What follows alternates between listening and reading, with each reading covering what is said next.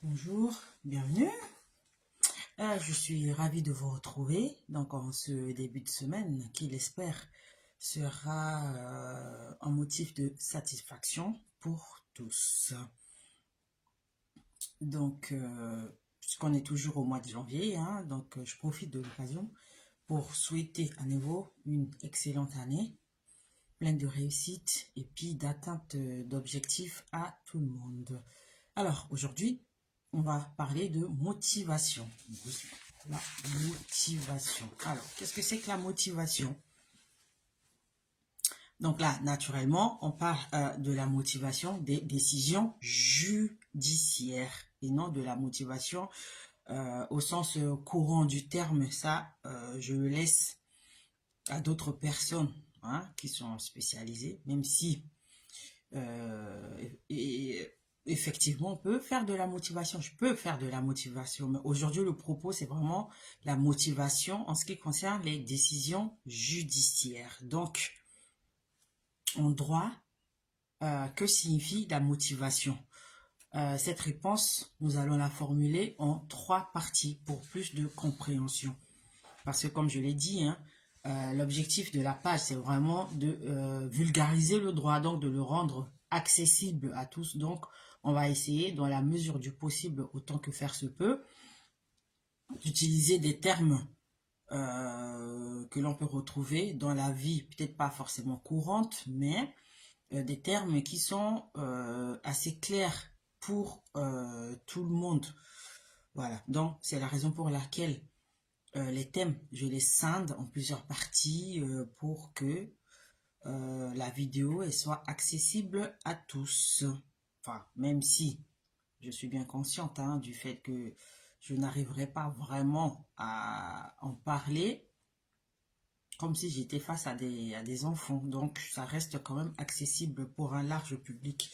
Alors, donc, aujourd'hui, on va spécialement parler de la motivation en droit civil.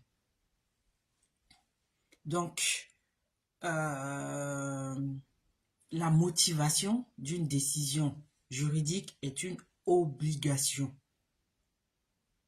C'est une obligation légale. Donc, elle s'entend ici pour le juge comme l'obligation d'expliquer clairement les raisons qui le conduisent à se déterminer, c'est-à-dire à prendre telle ou telle décision ou à rendre plus précisément tel ou tel jugement. Un juge prend un jugement. Donc, l'obligation de motivation, c'est l'obligation pour le juge d'expliquer clairement les raisons qui le poussent à rendre tel ou tel jugement. Donc, c'est un principe qui résulte de l'article 455 du Code de procédure civile, hein, selon lequel, c'est le dernier alinéa, j'ouvre une parenthèse, enfin, j'ouvre les guillemets, le jugement doit être motivé. Donc, je referme les guillemets. Donc, en cas de non-respect de cette obligation de motivation, une sanction est prévue par l'article 458 de ce même code de procédure civile. Donc, il est précisé que, je cite, hein, l'obligation de motiver le jugement doit être observée à peine de nullité. Fin de citation. Donc, clairement, le juge, lorsqu'il est amené à statuer sur tel ou tel cas, il doit rendre son jugement.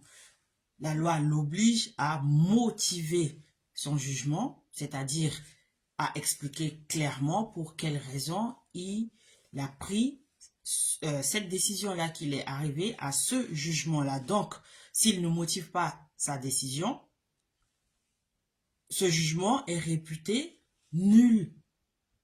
Donc, on voit bien que c'est plutôt une double obligation et de motiver le jugement et d'éviter que ce jugement ne soit déclaré nul. Donc, en droit civil, cette obligation de motivation doit répondre à trois finalités. Premièrement, il y a le respect du raisonnement juridique. Donc, cela signifie que les jugements que rend le juge doivent respecter la confrontation du droit et des faits. Alors, pour le raisonnement juridique, pour ceux qui arrivent sur la page ou qui découvrent les vidéos, je vous invite à aller visiter la page. Vous trouverez une vidéo parce que toutes les vidéos portent des titres, des intitulés et un petit résumé qui permettent à tous de se retrouver. Donc, il y a déjà une vidéo à propos du raisonnement juridique. Comment se fait un raisonnement en droit, un raisonnement juridique. Donc, je vous invite à faire un tour pour voir comment cela se fait avant de revenir et puis de suivre cette partie du cours sur la motivation des décisions judiciaires. Donc, la première finalité pardon, de cette obligation légale, c'est le respect du raisonnement juridique. Donc, comme je l'ai dit, le juge doit respecter la confrontation entre le droit et les faits. Ainsi, motiver signifie pour le juge de fonder sa décision en fait et en droit. Fait ou fait, hein, F-A-I-T-S ou F-A-I-T et en droit. Donc cela passe par l'analyse des éléments de preuve qui sont produits. Donc, cette obligation de motivation, c'est vraiment une garantie pour le justiciable. Le justiciable, c'est la personne qui, lorsqu'elle estime qu'elle est lésée par une décision, demande au juge de revoir cette décision-là, d'analyser les pièces, les documents et de dire, justement, de lui faire droit. Donc, c'est vraiment une garantie pour la personne parce que le juge, il doit confronter ce que la personne dit au droit et à ce moment-là, il va rendre son jugement. Et en droit, on dit que les prétentions et les moyens du justiciable doivent être soigneusement et équitablement examinés. Donc, les moyens et les prétentions, ce sont les arguments que la personne avance et ce sont les documents que la personne produit à l'appui de sa demande. C'est ce qu'on appelle les moyens et les prétentions. Et au risque de me répéter, j'ai aussi fait une vidéo sur l'action en justice où j'explique clairement, je définis ce qu'on entend par moyen, ce qu'on entend par prétention. Donc, je vous invite à faire un tour sur la page. Vous trouverez cette vidéo et puis, elle vous aidera à comprendre ce qu'on est en train de dire en ce moment. Donc, cette obligation, c'est un vrai rempart contre l'arbitraire ou la partialité du juge parce que de toute façon, il est obligé d'examiner les documents fournis à l'appui de la demande et ensuite de confronter ces documents-là avec le droit avant de rendre son jugement. Donc, moi, de toute façon, j'encourage lorsque j'accompagne, parce que je fais de l'accompagnement des personnes dans les démarches administratives précisément, moi, j'accompagne systématiquement les gens à contester les décisions de l'administration qui ne leur sont pas favorables parce que les juges qui sont amenés à examiner ces décisions-là, ce sont de hauts fonctionnaires, ce sont des personnes qui ont fait de très longues études, des études supérieures de qualité, qui ont de l'expérience, qui ont fait des stages et qui ont vraiment une vision complètement différente de celle, généralement, des personnes qui sont à l'origine des décisions administratives défavorables. Donc, c'est la raison pour laquelle moi, systématiquement, j'encourage les gens à contester des décisions administratives lorsqu'elles sont défavorables, dans la mesure où, quand on arrive devant le juge, il est obligé de regarder tous les documents à l'appui de la demande et ensuite de confronter ces documents-là au droit avant de rendre le jugement. Donc, ça prend plus de temps, c'est ce qui explique certainement la lenteur administrative en France, hein, la lenteur judiciaire, parce qu'une décision de justice, lorsqu'il n'y a pas d'urgence, elle peut prendre 3, 4 ans pour être rendue. On peut aussi voir d'un côté, hein, justement, que c'est vraiment très très lent d'obtenir justice, mais de l'autre, cela permet que le dossier soit examiné en profondeur et donc qu'un jugement, en tout cas le plus équitable possible, soit rendu. Donc, euh, n'hésitez pas à contester les décisions de justice devant les tribunaux. Vous avez plus à y gagner qu'à perdre. Donc, c'était juste une petite parenthèse. Donc, que je referme. Donc, une fois que l'on sait que les juges sont obligés de confronter les faits et le droit, on peut aussi dire ou remarquer que les juges ne peuvent statuer par des considérations générales ni se déterminer sur la seule allégation d'une partie ou sur des pièces qu'ils n'analysent pas. Cela signifie que le juge ne va pas se réveiller un matin et puis décider, bon allez, aujourd'hui, je décide de rendre tel jugement alors qu'il n'a pas examiné les pièces ou alors parce que Monsieur X ou l'administration X a dit ceci à l'encontre de dame consort. Donc, ça me suffit et puis je rends mon jugement. Non, le juge, c'est plus que cela. Donc, il prend le temps d'analyser les documents, d'écouter les deux parties. De toute façon, c'est une obligation légale, hein. Ce qu'on appelle le contradictoire plutôt, avant de rendre son jugement. Donc, il n'y a pas de considération générale de dire que, bon, cette personne a peut-être l'apparence d'un coupable ou alors d'avoir tort, donc je vais rendre mon jugement. Non, cela ne se passe pas de cette façon-là. C'est la raison pour laquelle c'est vraiment très important de faire valoir ses droits, d'exercer des actions en justice. Donc, c'est aussi l'une des raisons qui explique la différence entre les décisions que peuvent prendre les administrations et les jugements que peuvent rendre les tribunaux. Et c'est très important, c'est nécessaire, même souvent salutaire, de recourir à un juge afin de faire valoir ses droits. Donc, pour ceux qui sont intéressés, vous pouvez nous contacter et on verra ensemble dans quelle mesure on peut vous accompagner dans vos démarches donc devant les tribunaux. Ensuite, la deuxième finalité de l'obligation de motivation, c'est la rigueur et la pertinence des motifs. Donc, cela signifie que le juge a l'obligation d'expliquer clairement les raisons qui fondent le jugement rendu. Donc, un motif rigoureux entraîne pour le juge justement l'obligation de se prononcer de façon intelligible, c'est-à-dire dans un langage qui est compréhensible. Donc, il doit se garder, c'est-à-dire éviter de formuler des hypothèses. Ah, peut-être que si, éventuellement, naturellement, bon, apparemment, visiblement, non. Le juge, il doit se garder d'émettre des hypothèses.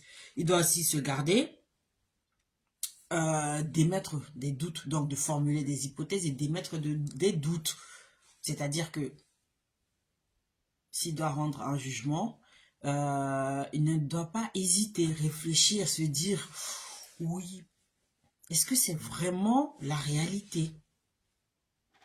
Non, je ne vois pas clair dans ce dossier-là. Ce document ne me paraît pas être authentique. Donc, bon, je vais rendre un jugement parce que j'hésite beaucoup. Non, ça, c'est interdit. C'est la loi qui l'interdit au juge. Donc, il ne peut pas formuler des hypothèses, émettre des doutes ou alors se contredire. Par exemple, au début du jugement, dire, bah, je crois que dame consort a raison, donc je vais lui faire droit.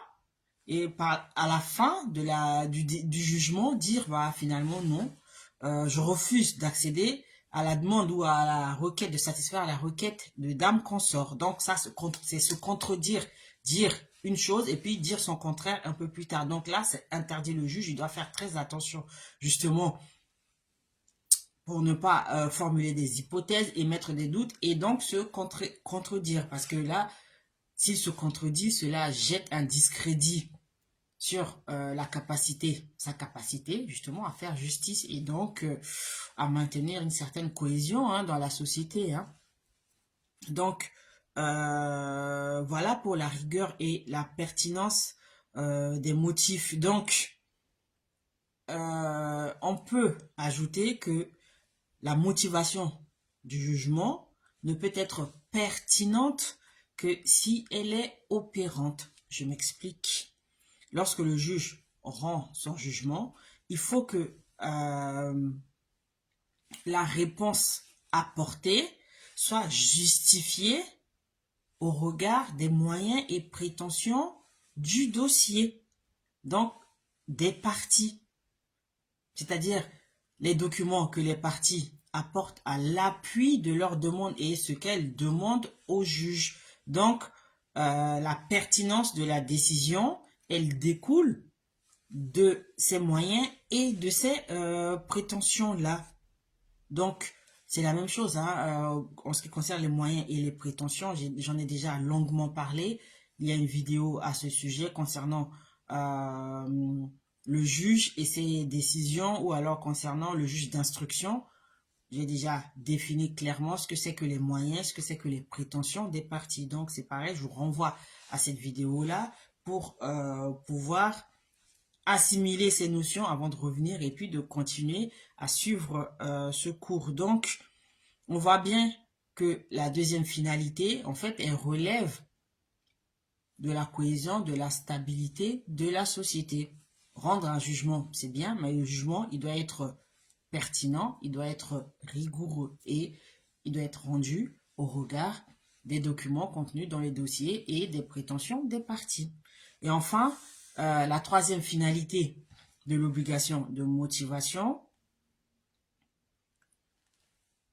c'est que le domaine de la motivation judiciaire, justement dans les décisions judiciaires, est général. Donc clairement, l'obligation de motivation s'applique de la même manière sans distinction, sauf quelques rares cas, à toutes les décisions de justice.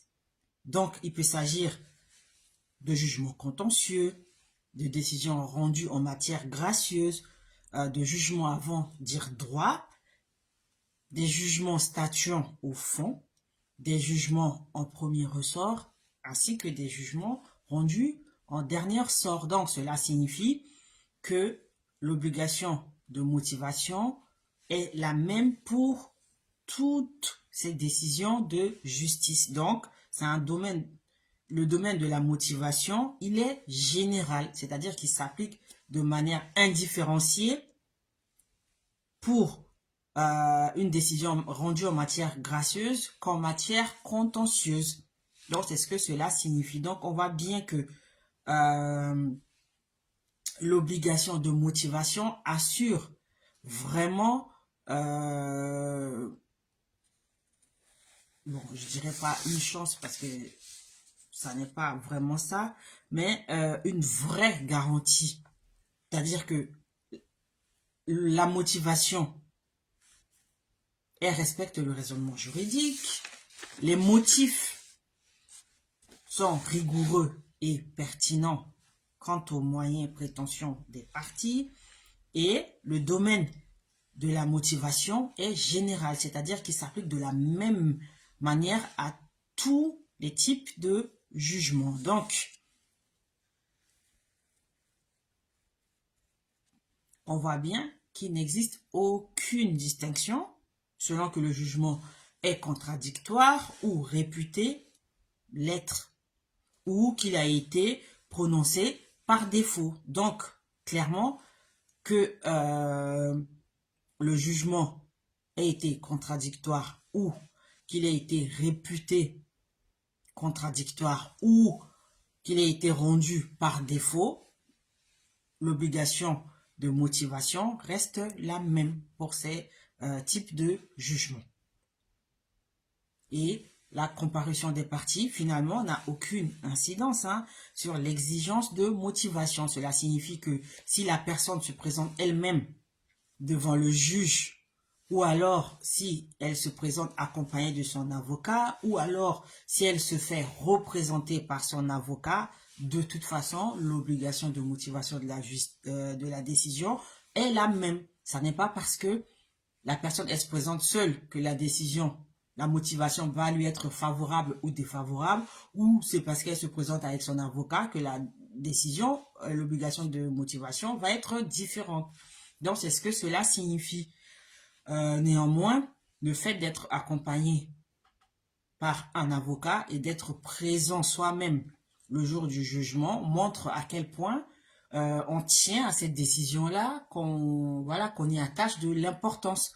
Et puis, l'aide de l'avocat, en fait, permet d'y voir clair parce que, encore une fois, le domaine du droit, c'est un domaine où il y a un langage codifié et qui n'est pas accessible au commun des mortels, à tout le monde. Donc, il peut être judicieux dans certaines situations, ou alors dans presque toutes les situations pour les personnes qui ne sont pas issues de ce milieu-là, de se faire accompagner d'un professionnel du droit.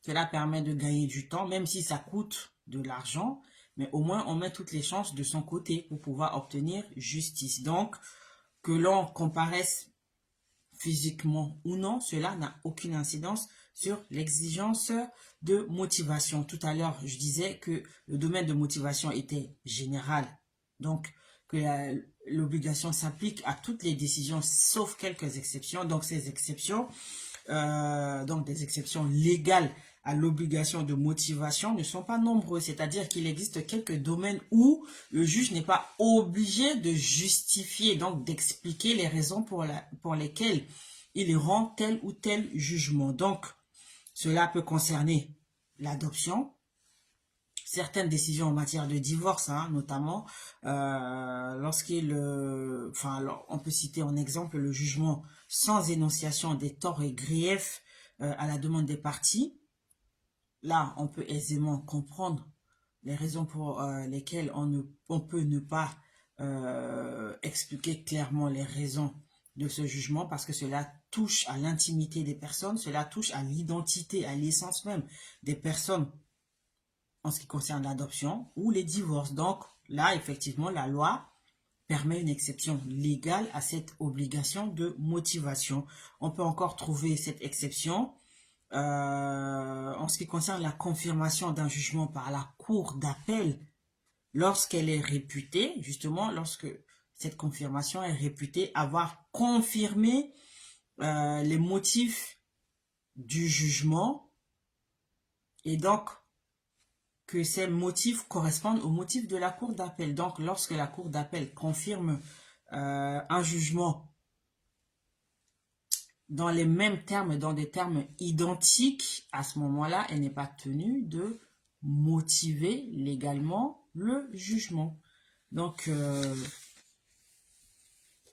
ce sont les rares cas où joue justement l'exception de l'exception légale à l'obligation de motivation. Parce que de toute façon, en droit, on sait qu'il y a la règle et puis il y a l'exception. Pour tous ceux qui font des études en droit, ils le savent. Lorsqu'on apprend une notion, il faut systématiquement envisager la possibilité d'une exception. Mais c'est comme ça qu'on maintient un équilibre dans la société. Hein.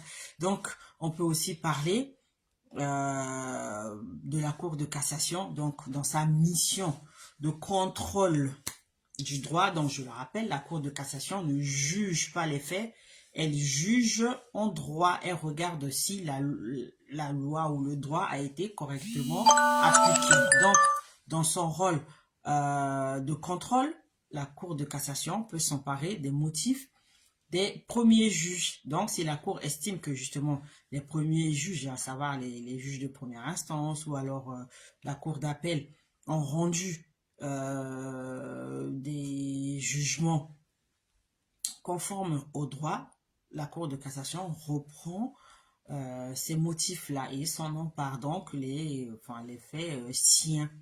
Donc voilà les quelques exceptions légales à l'obligation de motivation. Enfin, pour terminer, on peut parler de quelques cas d'exonération de l'obligation de motivation dans la jurisprudence. Donc la jurisprudence qui, je le rappelle, est l'ensemble des décisions rendues par une juridiction sur une thématique donnée et qui, par la force des choses, fait droit, fait loi. Donc, en matière de jurisprudence, on peut trouver aussi quelques exceptions à l'obligation légale de motivation. C'est le cas notamment en ce qui concerne, par exemple, l'ordonnance portant injonction de payer, les décisions que l'on peut qualifier de mesures d'administration judiciaire, principalement en ce qui concerne les majeurs protégés. Bon, ça après, c'est une autre thématique, hein. On peut aussi citer les décisions relatives aux délais de paiement ou d'expulsion, aux astreintes, aux indemnités octroyées au titre des frais qui sont énumérés à l'article 700 du Code de procédure civile. Donc, ces frais-là, généralement, c'est lorsqu'une partie est condamnée à ses dépens, donc c'est cette partie perdante à un procès qui doit payer tous les frais de justice. Donc, dans ce cas précis, le juge n'est pas obligé légalement de motiver la décision. Donc, voilà ce qu'on pouvait dire aujourd'hui sur la motivation en ce qui concerne les décisions de justice, mais spécialement en droit civil. Donc, la prochaine fois, on va parler de la motivation, donc l'obligation légale de motiver la décision de justice, donc d'expliquer clairement les raisons qui conduisent à un tel jugement rendu justement par un juge, mais en ce qui concerne le droit pénal. Voilà, donc j'ai été ravie de vous retrouver et puis de faire cette vidéo et je vous dis à bientôt. Si vous avez des questions, n'hésitez pas à faire un tour sur la page, à regarder les nombreuses vidéos qui y figurent ou alors vous nous contactez aux coordonnées qui se trouvent aussi sur notre page. Je vous dis à bientôt. Bye bye.